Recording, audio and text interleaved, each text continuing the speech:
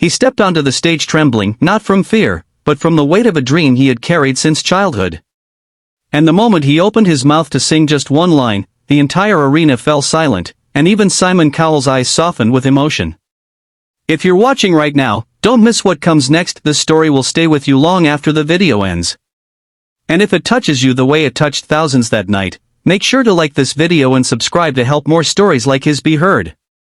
Miguel Migs Salvador had grown up in a tiny barangay in Quezon province, where the nights were filled with cicadas, and old radios crackled with American classics. His father, an OFW who came home only once every few years, had left behind a stack of Elvis Presley cassette tapes.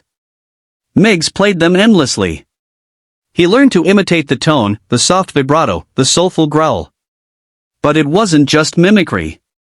Somehow, the music felt like a bridge, a way to feel close to a father taken by distance and circumstance.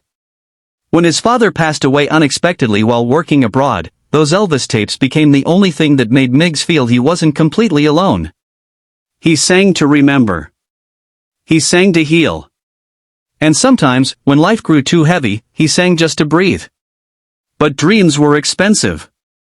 Migs worked as a part-time tricycle driver by day, washed dishes in the evening, and performed in small bars on weekends, his voice echoing through dim rooms where most people barely looked up from their drinks. Still, he believed, somehow, that one day someone would really listen. That chance arrived when a distant cousin urged him to audition for a global talent competition. The idea felt ridiculous. He barely had enough savings to travel to Manila, much less to fly abroad for the live rounds. But the cousin refused to let him give up. Relatives pulled together what little they could. A neighbor who heard him practicing gave him an old suit her late husband once wore. Even the barangay captain handed him a small envelope with enough money for a proper haircut and a meal on the day of the audition. When Migs boarded the plane, he felt like the entire barangay was riding on his shoulders. At the venue, surrounded by contestants with expensive outfits, vocal coaches, and camera-ready confidence, Migs felt painfully out of place. Yet when the producers asked what motivated him to join, he smiled gently and said, "I just want to make the people back home proud.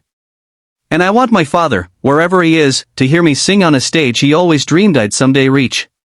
When it was finally his turn to step into the spotlight, he felt his knees weaken. Simon raised an eyebrow at his simple suit. The audience murmured when they heard he was from a small town in the Philippines. He gripped the microphone, closed his eyes for 1 second longer than he intended, and whispered to himself, "Para sa'yo, pa. This is for you." The music began. Then came the moment that would change everything. He sang the first line of "Can't Help Falling in Love," barely more than a breath, but the tone was warm, trembling, and pure. It carried grief, love, longing, everything he had ever lived through. The judges froze. People in the back rows leaned forward. And Simon, known for his famously guarded expressions, blinked hard and looked down, his jaw tightening just slightly. Migs didn't see the reaction, he was swallowed by the song, pouring his entire heart through every note. By the chorus, the audience was on its feet. Some were crying. Others clasped their hands to their chests. And when the last note faded, the silence that followed was louder than applause. Then the crowd erupted. Even Simon stood. When the judges spoke, their voices were unusually gentle. They praised his authenticity, his soul, his courage. One judge said, "You didn't just sing, you made us feel something real." Another added, "Your father would be incredibly proud." But it was Simon's words that left the world stunned. He leaned forward and said quietly, "In all the years I've judged, very few voices have moved me the way yours did. You reminded us why music matters." Migs covered his face, overwhelmed. This wasn't just validation, it was the dream his father had whispered to him in every Elvis song they once listened to together. The competition did not get easier. He faced rounds where more seasoned performers overshadowed him, where choreography nearly tripped him up, where exhaustion made his voice crack. But every time he felt himself slipping, he remembered the streets he came from, the people cheering for him back home, and the promise he made to sing with purpose, not perfection. He connected deeply with other contestants too, forming friendships with a Korean beatboxer, a Brazilian violinist, and a shy teenage singer from Ireland who said Migs inspired her to stop hiding behind her hair. They rehearsed late into the night, shared meals, fears, and childhood stories. In Migs, many found a quiet strength that made them braver. In the semifinals, disaster struck. Migs woke with a raw throat and a fever from overworking himself. The doctor told him he could still sing, but it would be risky. One wrong push, and he could lose his voice for weeks. The crew offered to reschedule his slot, but that would mean going straight to elimination. He sat backstage, sweating, shaking, barely able to breathe.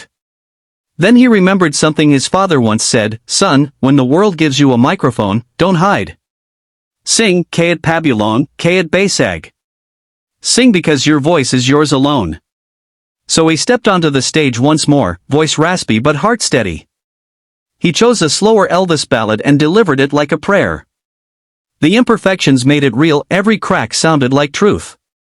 The judges saw the fight in him, the courage, the humility.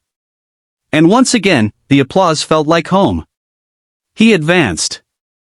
By the time he reached the finals, he was no longer the Elvis guy. He was the man who carried the spirit of millions who dream quietly, work silently, and hope fiercely. His final performance, a medley he arranged himself, ended with the audience chanting his name. He didn't win first place. But what he won was far greater. A global audience discovered him. A record label offered him a contract. People from all over the world sent messages thanking him for reminding them of someone they loved and lost, or for giving them the courage to chase the dream they'd abandoned. And when he returned to his barangay, the streets overflowed. Children wore makeshift Elvis pompadours. Mothers cried and hugged him. Elderly neighbors waved flags. He stood at the small community stage where he first learned to sing, and for a moment, he just stared at the faces around him, faces that believed in him long before the world ever did. He lifted the microphone and said, voice trembling, "This is all because you never stopped cheering for me. So I will never stop singing for you." And somewhere in the noise, in the cheers, in the hundreds of camera flashes, he felt a quiet warmth, like his father standing beside him again. If this story moved you, imagine how many more people it could inspire. Make sure to like the video, subscribe, and join us as we continue sharing stories of hidden talents, untold struggles, and dreams that deserve to be heard.